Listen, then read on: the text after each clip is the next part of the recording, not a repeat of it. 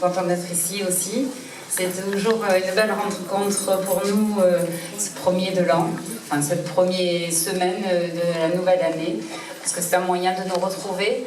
Merci à nos habitants donc, mais aussi aux nouveaux Bouzigots qui viennent nous trouver. C'est en général là que l'on rencontre nos nouveaux Bouzigots qui s'installent sur notre commune et qui viennent nous rejoindre à ce moment-là. Donc merci à eux, parce que c'est leur première fois. Je vous remercie de votre fidélité. Nous sommes en présence ce soir de M. Nuchou, le sous-préfet qui est ici à mes côtés, qui nous fait donc l'honneur de venir nous rejoindre, avec son épouse aussi. La région, c'est M. Lubrano. Je vais me balancer d'un côté et d'un autre, donc vous n'entendrez pas très bien. M. Lubrano, voilà, notre cher ami qui représente Mme Delga de la région. Notre député, M. Eliaou, qui se représente lui-même, qui représente... 577. C'est ça, 577. Vous avez du travail à ce moment. Voilà. Les nuits sont courtes. Voilà. Madame Humbert, notre conseillère départementale sur notre circonscription également. Monsieur Comen, président de l'agglomération, qui vient nous rejoindre. Et puis nos élus de l'Interco. Alors, nous avons... Michel Garcia, qui est vice-président chargé de l'agriculture et élu donc, de Ville-d'Erac. Ton maire n'est pas là? Ben non, il n'était pas là, c'est ça. Vous êtes partagés tous les deux. C'est ça, vous êtes partagés.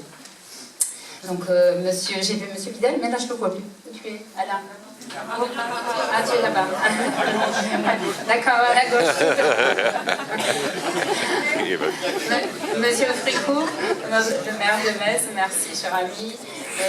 Nous avons aussi nos élus de Frontignan qui viennent nous rejoindre toutes les années, et puis aussi nos élus de Poussan, de Montbazin, bien sûr, qui représentent leur maire. Et puis, qui j'ai oublié? C'est toi. Comment puis-je oublier? Ah, mais ils sont là, ils ne sont pas montés sur scène. Où vous êtes? Là-bas. Voilà, oui, ils viennent en nombre. Merci, en tous les cas, de venir aussi nombreux chaque année et de nous faire le plaisir de votre présence.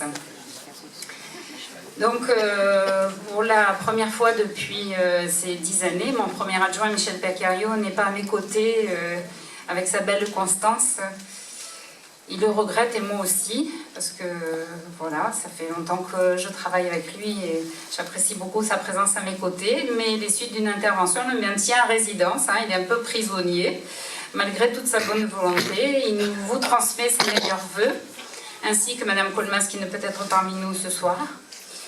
Une pensée aussi de l'équipe pour Elisabeth, notre élue qui aurait aimé être avec nous aussi ce soir, mais qui est malade et qui combat sa maladie. Nous exprimons ce soir également notre solidarité aux conchiliculteurs qui vivent cette fois encore une suspension de la récolte des coquillages suite à des problèmes de gastro-entérite. Vous êtes au courant. Quand même, la profession fait remarquer qu'il s'agit de 2 cas de gastro-entérite sur 6 millions de consommateurs, avec 40 millions d'huîtres écoulées depuis le 22 décembre. Donc on espère que ce soit qu'un cours... Ce qui est complètement faux. Enfin, je ne veux pas vous couper. Évidemment, ce n'est pas 2 gastro-entérites qui confirment un bassin économique d'importance majeure dans le département.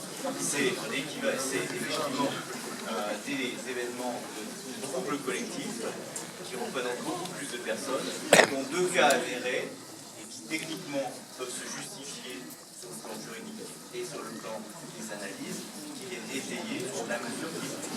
Très bien. Quelle mesure s'arrêtera le 19 janvier, si tout le monde la respecte et si on n'a pas de nouveaux cas. Très bien. Merci. Si on arrive à faire les vœux. En tous les cas, merci de la précision de M. Corvet. Je pense que c'est bien que vous le fassiez. C'était pas tant le fait de l'épidémie de gastro-entérite, je pense qu'elle est effectivement bien réelle. Je pensais qu'il y avait peut-être que 2 cas qui étaient avérés sur cette... voilà. Ok, c'est ce que j'avais lu. Mauvaise information. Merci. Ah.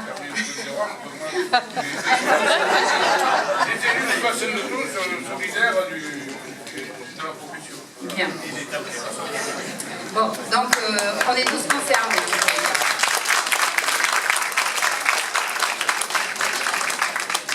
Ce sont des mesures de précaution, de toute manière, il vaut mieux les prendre. Effectivement, ça a des impacts. Nous sommes quand même au niveau du mois de janvier, c'est quand même préférable que comme toutes les années où ça se passe début décembre, et là c'était difficile pour les professionnels. Bon, alors là aussi on va continuer, à moins que les élus qui sont très dynamiques ce soir, ça commence fort. Ah merci monsieur Yao, je suis à la maison, hein, mais bon, merci. Bon. Alors, comme vous le savez, nous sommes tenus par un droit de réserve, mais pas tout le monde, visiblement. Cela concerne effectivement le déroulement de la cérémonie des vœux et plus particulièrement mon discours. Je dois observer.